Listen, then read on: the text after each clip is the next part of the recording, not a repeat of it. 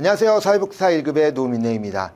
자, 사회복지사 1급 공부할 게 너무나 많이 있습니다. 8과목인데요. 그 8과목의 과목에 비한 내용도 상당히 많이 있습니다. 그래서 어떻게 해야 효과적으로 공부를 할 수 있는지 알아보도록 하겠습니다. 자, 첫 번째 과목이 이 인간행동과 사회환경입니다. 1교시에 사회복지 조사론과 인간행동과 사회환경이에요. 자, 우리가 보면 조사론 어때요? 조사론을 쉽고 재밌고 공부하는데 어렵지 않다라고 얘기하는 사람은 100이면 100 하나도 없습니다. 조사론 정말 어렵다고 얘기해요. 저도 마찬가지입니다. 인간행동과 사회환경을 조사론이 어렵기 때문에 인간행동과 사회환경에서 많은 점수를 얻는 것이 중요하다고 그래요. 그리고 이 인간행동과 사회환경, 실천론, 실천기술론을 조금 우리가 쉽게 얘기하면 여기서 많은 점수를 얻는다라고 생각을 하셔야 돼요. 왜 그러냐면 이론이 그대로 시험에 나옵니다. 그 이론만 알고 있다면 그렇게 어려운 내용이 아니에요. 그러니까 다른 과목들은 이론을 알고 있어도 사례라든지 이렇게 범위들이 넓어서 시험을 보기가 어려운 반면에 요 세 과목은 그렇지 않다라고 얘기해요. 자, 그러면 인간행동과 사회환경은 전체 내용이 출제됩니다. 그래서 모든 내용이 중요해요. 그래서 프로이드는 무슨 내용이냐, 융은, 에릭슨은, 아들러는, 인본주의 이론들은 이런 것들이 중요하기 때문에 학자들에 대한 개념을 좀 아셔야 되고요. 자, 그 중에 방금 이야기했던 학자들의 이론이에요. 개념들, 학자가 10명이 나옵니다. 10명의 학자가 어떻게 하고 어떤 내용들이 있는지 좀 알아야 됩니다. 자, 인간 발달 단계 8단계죠. 사람이 태어나서 죽을 때까지 노년기까지 나오는 8단계에 나오는 내용들도 각 단계에 한 문제씩 나오고요. 합쳐져 나오는 혼합적인 문제들도 출제되고 있습니다. 그러니 보통 8개에서 10문제 가까이 나오고요. 학자별도 10개에서 12개 정도 나온다라고 생각하시면 됩니다. 그래서 학자별 이론하고 발달 단계에 보면은 20개에서 21문제가 출제되고 있는 부분입니다. 자, 마지막에 사회체계가 있습니다. 환경에 대한 내용, 이 인간과 환경이 어떻게 이루어지고 있는지, 문화는, 지역사회는, 가족은 어떤 내용들이 있는지 그런 용어들이 잘 나오고 있어요. 그래서 그런 용어들을 좀 잘 알고 있는 것이 요 인간행동과 사회환경에 대해서 대비할 수 있는 내용이다. 그래서 요 내용, 이론들만 좀 잘 정립이 되면요, 충분히 20개도 맞출 수 있는 과목이다라고 말씀을 드리겠습니다.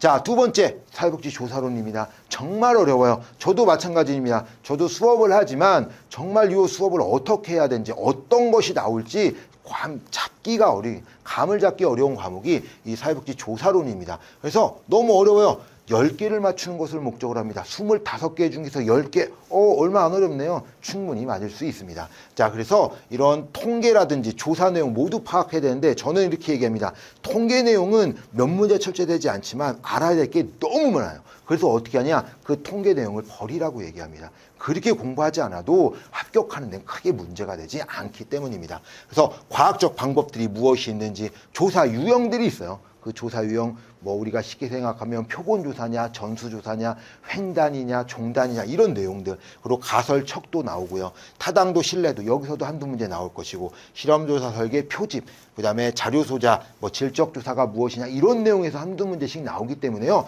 보통 기존에서 나오고 있었던 문제 중에서 보통 나오는 것이 한 20문제 정도는 나와요.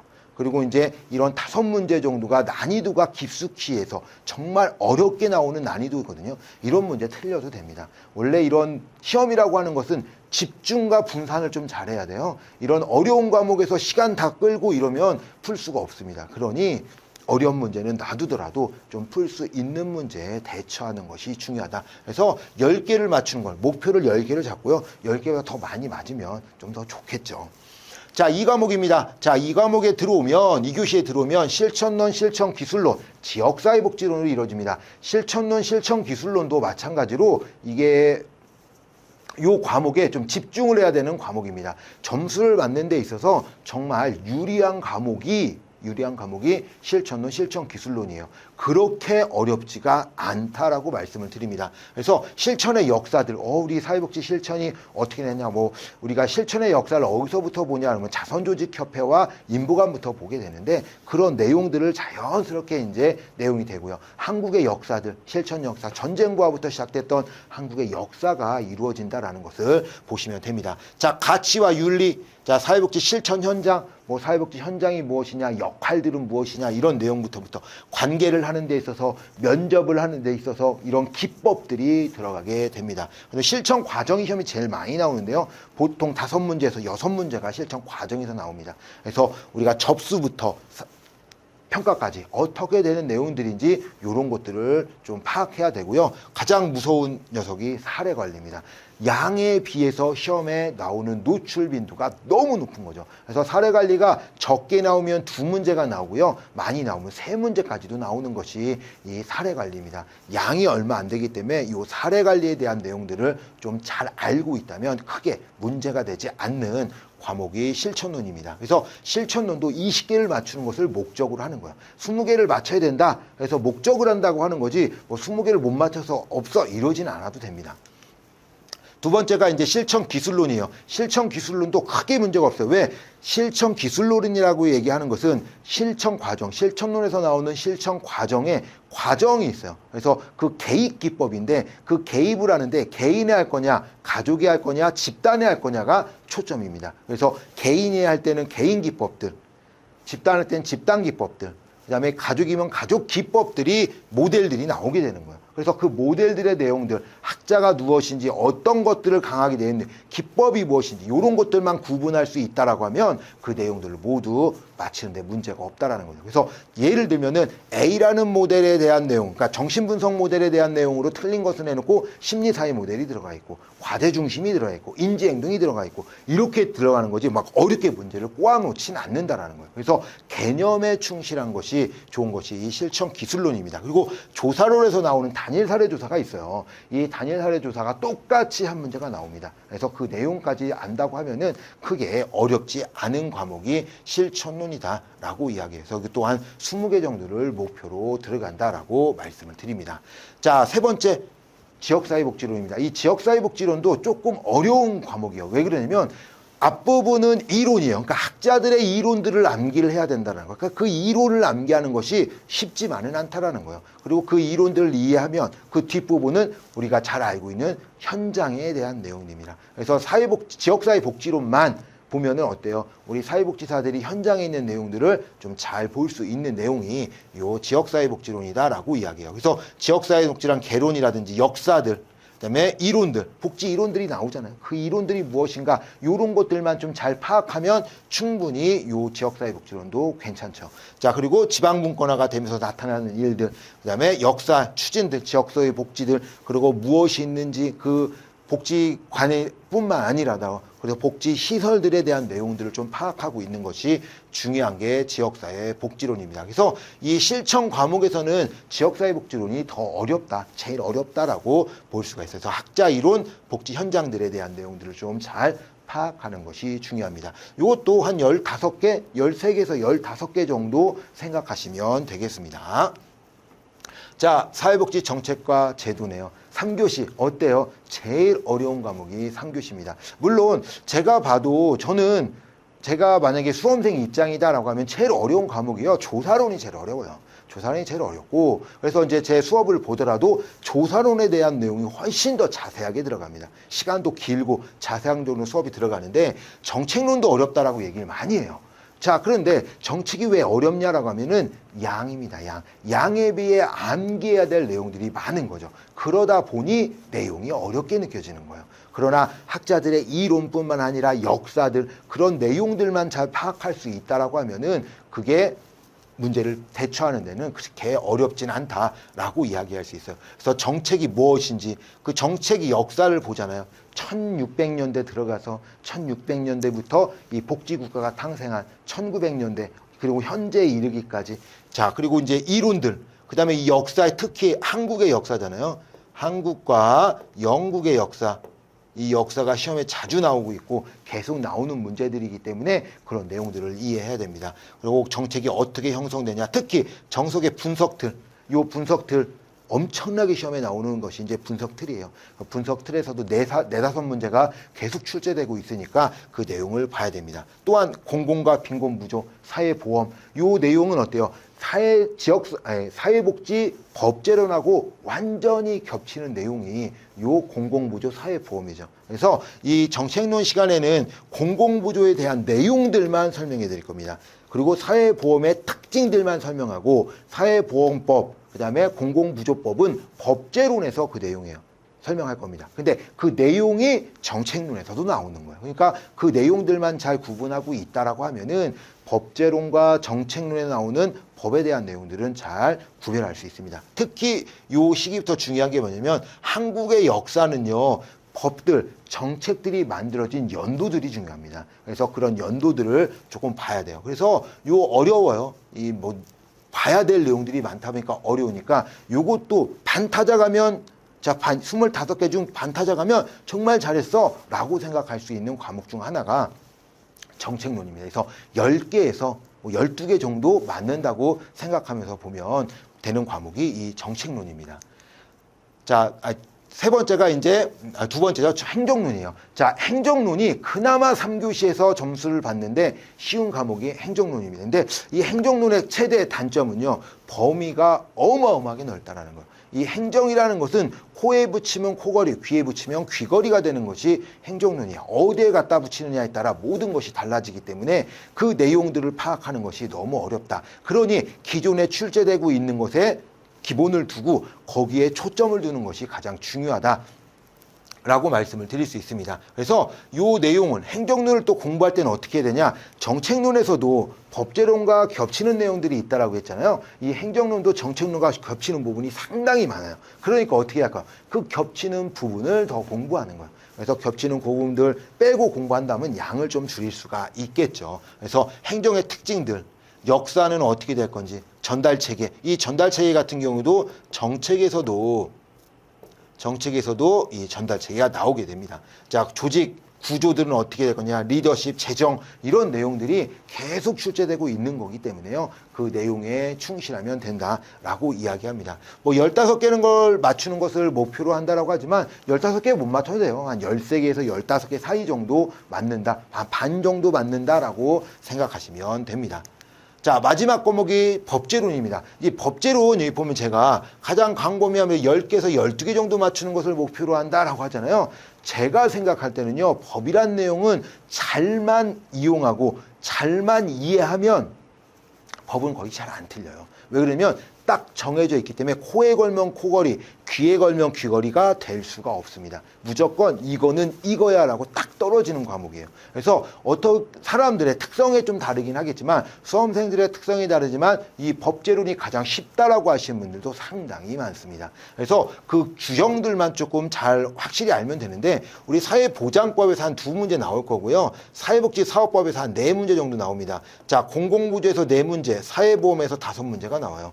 이렇게만 본다고 하더라도요, 많이 나오겠죠. 그리고 이제 사회복지사업법에서만 4문제가 나오고 그 안에 있는 아동복지, 노인복지, 장애인복지 이런 법들에서 1개씩 나온다 생각하시면 돼요. 그리고 법원이 무엇이냐, 이런 강론뿐만 아니라 총론에서도 한 2-3문제 정도 나오기 때문에 그런 내용을 조금 잘 이해한다라고 하면은 크게 어렵지 않는다. 그리고 법에서 가장 중요한 건요, 뭐 기본법하고 사회복지사업법은 큰 틀로 이해해야 되는 거니까 그렇다 치더라도 공공부조와 사회보험 또는 기본에 있는 각 법들은 정의와 급여가 가장 중요해요. 뭘 받을 수 있는가?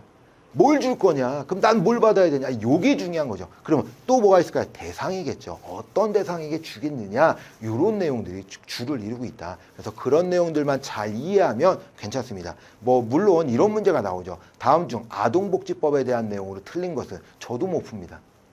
왜 못 푸냐? 아동복지법에 대한 법을 내가 다 알아야 되는데 그걸 풀 수가 없겠죠. 이런 거는 틀리라고 내는 문제들이에요. 이런 킬러 문제는 어쩔 수 없어요. 뭐 맞을 수가 없습니다. 자, 그런 것들을 그냥 모른다 쳐도 우리 보통 15개, 16개, 17개 이런 정도도 나온다라고 말씀을 드려요. 그래서 너무 어렵게 생각하지 않아도 된다라고 얘기합니다. 그래서 법원에 대한 성문법과 불문법 중에 하나가 나올 거고요. 입법 시기 어쩔 수 없어요. 법은요, 연도가 중요한 거예요. 언제 뭐가 만들어졌고 언제 시행이 됐고 이런 문제들이 많이 나와요. 이게 어디서 나오냐? 법제, 행정, 정책 이런 데서 나오기 때문에 또 실천에서도 나오고요. 뭐 이러다 보니 그런 내용들이 중복되니 잘 나오는 것들을 좀 이해를 잘 하시면 되겠습니다. 자, 기본법도 잘 나온다고 했고요. 사회복지사업법, 그냥 1970년에 만들어진 사회복지사업법에서 한 4문제 정도 나오는 거고요. 그리고 이제 그 안에 27법이 들어가 있잖아요. 그래서 그 법들에 대한 내용들을 좀 잘 파악해야 됩니다. 그래서 공공부조, 사회보험 그냥 각 하나씩 나온다. 근데 각 하나씩 나오기는 이것도 어디서 나온다고 했어요? 정책에서도 나온다고 했잖아요. 정책론에서도 나오기 때문에 그 내용들까지 잘 파악한다고 하면 더 많은 내용들을 맞을 수 있다라고 말씀을 드립니다. 이렇게 8과목 봤어요. 그래서 제가 이렇게 써놨었잖아요. 몇 개 맞으면 된다. 그렇게 하더라도요. 125개 이상 나와요. 근데 저의 목표는 솔직히 말씀드리면 123개입니다. 123개. 왜 그러냐? 우리가 합격률이 제가 봐도 합격률과 탈락률을 좀 이게 개수를 보면은 어떻게 되냐? 합격하시는데 뭐 150개, 160개 물론 그렇게 맞고 합격하는 사람도 있긴 합니다. 근데 되게 부질이 없어요. 그렇게 많이 맞아야 의미가 없죠. 왜? 우리는 123개만 맞을 겁니다. 123개 맞을 거고 123개에 맞을 수 있도록 공부를 하는 거죠. 그러니까 너무 많이 공부하는 것도 아니고요. 그렇다고 해서 탈락하면 안 되니까 합격할 수 있는 정도만 공부한다라는 거예요. 그래서 우리가 합격하고 탈락은요. 10개 차이예요. 10개 차이. 즉 뭐냐면 112개에서 122개 사이가 엄청납니다. 그러면 121개, 120개, 121개, 122개는 합격이에요. 119개, 118개, 117개는 탈락입니다. 그래서 두세 개의 좀 거기에 이제 초점을 더 둬야 돼서 한 123개 정도 맞는다라고 생각할 거니까요. 그런 내용을 보고 좀 따라오시면 됩니다. 많이 공부해서 그 내용을 알면 많이 좋긴 하겠지만 제가 봐도 현장에 있을 때 이 내용 사용하는 게 없었어요. 그러니까 그런 내용들보다는 어때요? 방금 이야기 합격할 수 있는 정도. 그리고 문제풀이를 할 때는 문제를 푸는 방법도 알려드릴 겁니다. 그러니까 쉽게 얘기하면 문제 푸는 방법이라고 하면 다르게 얘기하면 찍는 방법이 어떻게 찍어야 된다. 이런 거 찍을 때는 이렇게 해야 된다라는 방법들도 알려드릴 겁니다. 그래서 그런 방법으로도 풀 수가 있는 거예요. 그래서 문제를 푸는 방법 그리고 이론에서 정말 중요한 내용들 이런 것들만 공부해서 우리 쉽게 합격할 수 있도록 도와드리려고 하겠습니다. 자, 그래서 사회복지사 1급이요. 이제는 선택이 아닌 필수 자격증이 되었다라고 합니다. 그 이유가 무엇인지 아시잖아요. 현장에 계신 분들 어때요? 우리 중간 관리자죠. 중간 관리자가 되었을 때 평가할 때 그 가산점이 붙는 거 이것도 있고 그러다 보니 처음부터 1급을 뽑자라고 생각을 많이 합니다. 저도 현장에 있을 때 2급을 갖고 있는 사람보다는 1급을 먼저 면접을 봤었으니까요. 그래서 1급이 중요한데 그 이유가 있어요. 자, 2급이 1년에 10만 명이 그 자격증을 받습니다. 그리고 총 230만 명이에요. 사회복지 자격증을 갖고 있는 사람이. 자, 그런데 1급은 20만. 그리고 1년에 7천에서 8천 명 정도 합격률이 한 30% 정도 돼서 7천에서 8천 명 정도 그러니까 탄생하고 있다라고 해서 자격증을 받고 있기 때문에 이런 것들 보게 되면 1급이 그만큼 메리트가 있다라고 말씀을 드립니다. 자, 그러면 어떻게 공부를 할 거냐? 우리 책은 단권합니다. 자, 한 권으로 보내겠다. 페이지 많지 않습니다. 문제까지 해서 문제 해설 이런 것까지 해서 1200페이지예요. 그래서 너무 많은 양을 공부하는 것도 아니고 너무 적게 공부하는 것도 아니다라고 말씀을 드립니다. 그래서 이론과 우리 이제 기출 페이지로 이루어진다. 그래서 기출 문제 페이지 보고 그 내용들을 봐야 됩니다. 가장 중요한 게 뭐냐? 예전에도 제가 사회복지 1급 책을 냈었거든요. 그때 많이 들었던 게 뭐냐면 혼자 복습하는 게 너무 어렵다라고 했어요. 그래서 책을 가지고 공부하고 필기한 거 보세요라고 하지만 공부할 때는 알겠지만 시간이 지나면 어렵다라는 거죠. 그게 그럴 수밖에 없는 게 우리의 뇌라는 녀석은 시간이 지나면 잊어버리기 때문입니다. 자, 그럴 때 어떻게 해요? 다시 영상을 보면 더 쉽게 이해가 될 수 있겠죠. 그리고 오프라인을 이제 해서 공부를 할 수 있는 사람들이라면 상관없겠지만 오프라인에서 공부하지 못하는 분들도 되게 많아요. 왜 그러냐면 지방에 와가지고 수업 좀 해주세요 하는 데가 되게 많이 있거든요. 근데 저도 마찬가지지만 지방에 갈 수가 없어요. 지방에 연구도 없을 뿐더러 그 오랜 시간을 지방에 있을 수가 없거든요. 그러니 뭐 영상을 보면서 공부를 할 수밖에 없겠죠. 그렇다고 해서 너무 많은 시간들을 사용할 수는 없다라고 이야기합니다. 자, 그래서 우리는 강의를 총 122강을 생각하고 있습니다. 이 122강, 82강이 이론이고요. 40강이 기출입니다. 자, 뭐요? 그냥 주겠다고 얘기하는 겁니다. 무료 강의. 돈 안 받아요. 우리는 책값입니다. 책값. 교재비예요. 다른 교재도 63,000원 나옵니다. 기출문제랑 이론을 보게 되면 63,000원에 대한 비용이 더 많이 나올 수도 있어요. 그리고 거기에 뭘 주는 거예요? 영상을 주는 거예요. 우리는 책을 파는 거지 영상을 파는 게 아닙니다. 그러니까 저도 마찬가지고 영상은 뭐냐, 보너스 개념이다 라고 얘기하는 거죠. 책을 주는 겁니다. 그래서 책을 팔면 무료 강의를 받을 수 있으니까요, 보시면 됩니다. 그리고 기출문제를 풀 때 그냥 이렇게 기출문제가 이렇게 돼요, 이런 문제 있어요, 이러는 것도 있지만 어떤 문제 유형들이 잘 나오는지 이런 것들도 볼 수 있고요. 또한 이게 문제를 푸는 데 있어서 찍는 방법도 있어요. 그리고 이런 문제 지문들은 무조건 틀린 지문이다, 이런 것도 나옵니다. 그리고 잘 나오는 문제들이 무엇인지 아는 게 중요하죠. 그래서 모든 것이 기출이 우선입니다. 얼마나 기출을 하느냐에 따라, 기출 문제를 보느냐에 따라, 그 기출을 분석하느냐에 따라 점수는 좌우될 수밖에 없는 거예요. 그래서 기출 문제를 많이 보시는 것이 좋습니다. 그래서 이론도 많이 보지 않고요, 한 82강 정도 보고 기출도 40강이지만 45년치의 기출문제를 보려고 합니다. 이런 것들이 뭐라고요? 무료다라고 이야기합니다. 자, 그 가격이 너무, 그러니까 무료로 준다. 그러면 책값이 너무 비싸는 것도 문제가 될 수 있겠죠. 막 책값을 30만 원 받아가지고 이론 공짜 주니까 책값이 30만 원이야 라고 하면은 뭐가 달라요? 30만 원 영상 사서 책 주는 거랑 다른 게 없겠죠. 저희는 말 그대로 책값만 만나요. 책값. 우리는 책값입니다. 합리적인 가격이에요. 63,000원이 책값인 거. 이론만 주면, 또 이론 책만 주면 63,000원이 비싸다라고도 의미할 수 있지만 거기에 뭘까 주는 거야? 기출문제지까지 나가는 겁니다. 기출문제지와 이론을 합쳐서 63,000원이면 어디 가서도 그 가격이 비싼 가격은 아니다라고 말씀을 드릴 수 있고요. 거기에 뭘 준다는 거예요? 강의 준다고요. 강의 볼 수 있도록 다 열어드린다라고 합니다. 그래서 저도 예전에 공부할 때 우리 있었던 교수님이 그 얘기 했었어요. 이거 배워서 우리가 뭐 했을 거냐? 없다. 배워서 남 줘야 된다라고 얘기 많이 했었거든요. 배워서 남 주려고 하는 겁니다. 제가 뭐 수익을 많이 내고, 뭐 예문사가 수익을 많이 내고 이런 거 아니거든요. 수익은 많이 나지 않아요. 이 가격을 보게 되면 수익이 많이 날 수 있는 그런 시스템도 아닙니다. 배워서 남 주는 거예요. 그래서 많은 사람들이 혜택. 왜? 우리 사회복지사 마찬가지잖아요. 저도 마찬가지지만 현장에서 일해봐서 합니다. 일은 많고 급여는 적어요. 소진이 많이 생기고요. 사회복지사의 인권도 많이 떨어져 있습니다. 자, 이런 것들 잘 알고 있다라는 거예요. 너무 힘들잖아요. 자, 그러니 그런 비용적인 것에서 뭐 필요한 자격증이기 때문에 그렇다고 하면 비용적인 면에서라도 조금 메리트를 드리자. 그러기 위해서 무료 강의를 주려고 하는 겁니다. 자, 이론 플러스 기출 강의까지 다 드리는 거예요. 그리고 거기에 대한, 자, 물론 이번에 한번 공부해서 붙은 것이 가장 좋긴 합니다. 그런데 우리 어때요? 가장 중요한 것이 뭐냐면 복습입니다. 복습을 꼭 하셔야 돼요. 이 이론이라든지 기출에서 설명할 때는 다 들을 때는 이해가 돼요. 아, 그렇구나. 아, 이래서 틀린 거구나. 다 이해가 됩니다. 자, 그런데 어떻게 되냐? 뒤돌아서면 기억이 안 나는 이유들이 있어요. 저도 마찬가지예요. 뒤돌아서면 기억이 안 나죠. 그럼 어떻게 해야 돼요? 계속 반복을 해야 돼요.